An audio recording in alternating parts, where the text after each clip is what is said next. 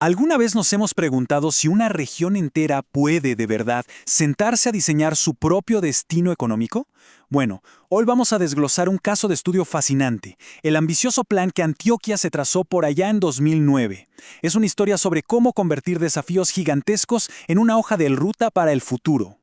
Y esa es justamente la pregunta clave. Ojo, no estamos hablando de un documento burocrático de esos que se guardan en un cajón, no. Esto fue concebido como un verdadero plan maestro para la transformación, una apuesta audaz para redefinir el lugar de Antioquia en el mundo. Así que empecemos a ver de qué se trata. Para entender la magnitud de este plan, primero tenemos que viajar en el tiempo. Pensemos en la Antioquia de 2009. En ese momento la región se encontraba en una encrucijada muy particular, con una mezcla de desafíos enormes y oportunidades únicas que hacían urgente tener una estrategia clara y unificada. Aquí se ve el panorama completo, y es un contraste brutal. Por un lado, unas fortalezas impresionantes, ¿no? Una colaboración público-privada que funcionaba, una economía sólida, diversificada, pero por otro lado, unas debilidades que frenaban todo. La educación no estaba conectada con lo que la industria necesitaba, la logística para exportar era un dolor de cabeza y el bilingüismo muy bajo. Era, como tener un motor potentísimo, pero con el freno de mano puesto. Y el diagnóstico fue todavía más profundo. No se quedó solo en la economía. El plan reconoció algo fundamental, que la geografía tan complicada de la región, ciertas debilidades institucionales y, por supuesto, las heridas del conflicto armado eran barreras gigantes para el desarrollo. O sea, esto no era solo un plan económico, para nada. Era un plan para superar obstáculos históricos. Y así, con ese panorama, llegamos al plan en sí, la gran respuesta a todos esos desafíos. Y no se anduvieron con rodeos, ¿eh? Se presentó con una visión a largo plazo y unas metas para el año 2020 que francamente eran increíblemente audaces. La primera gran meta, puramente económica y muy, muy ambiciosa. La idea era más que duplicar el Producto Interno Bruto por persona.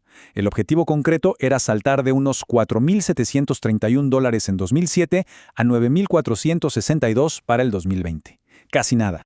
Ahora, ¿cómo se lograba algo así? Bueno, los cálculos del plan eran claros. Se necesitaba un crecimiento promedio de las exportaciones del 17% anual, una cifra que nos deja ver de inmediato la mentalidad global y agresiva que tenía toda la estrategia.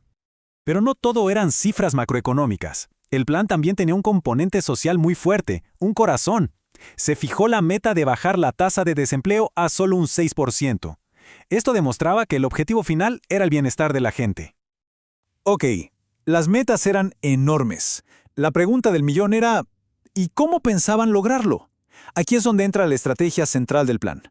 En lugar de dispersar los esfuerzos por todos lados, la decisión fue concentrar los recursos, la energía y las iniciativas en sectores muy específicos, aquellos con el mayor potencial, los famosos clústeres. Y aquí están, las 5 grandes apuestas. No se eligieron al azar, para nada. Cada uno de estos sectores ya tenía músculo, ya mostraba fortalezas importantes y un potencial clarísimo para competir a nivel mundial.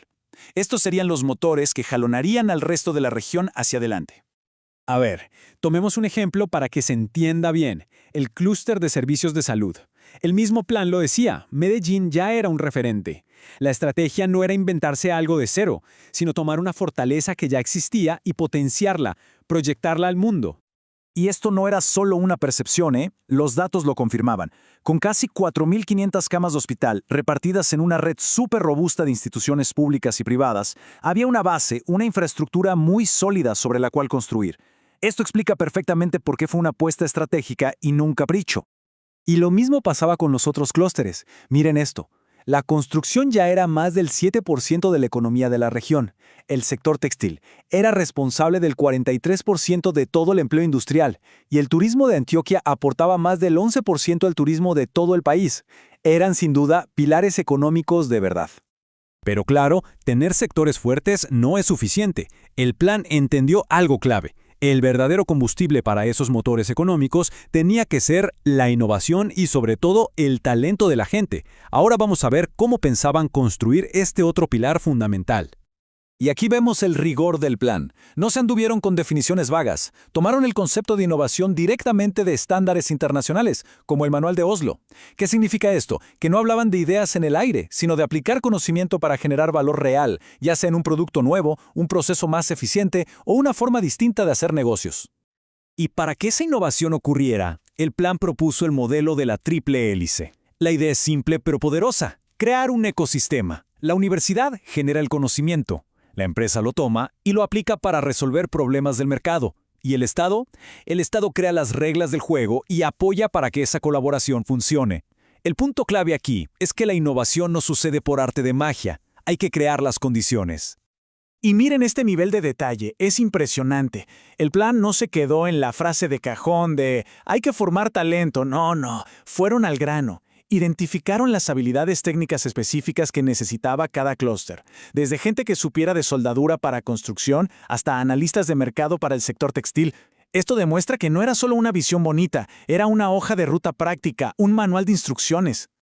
Ya casi terminamos de armar el rompecabezas. Tenemos clústeres potentes, gente innovadora, pero todo eso sírvele poco si no se puede conectar con los mercados globales. Esta fue la pieza final, y quizás la más crítica de todas. Y aquí volvemos a uno de los problemas del principio, ¿se acuerdan? El 80% de lo que Antioquia exportaba tenía que salir por los puertos del Atlántico, pero llegar hasta allá era una odisea logística por culpa de las malas carreteras.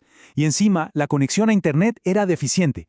El plan lo tenía clarísimo. Para jugar en las grandes ligas, Antioquia necesitaba construir puentes de concreto y puentes digitales. Y así tenemos la foto completa de este plan maestro. Metas audaces, apuestas estratégicas súper enfocadas, un motor de innovación y talento y la infraestructura para conectarlo todo. El plan de Antioquia de 2009 fue, sin duda, un ejercicio extraordinario de diseño regional.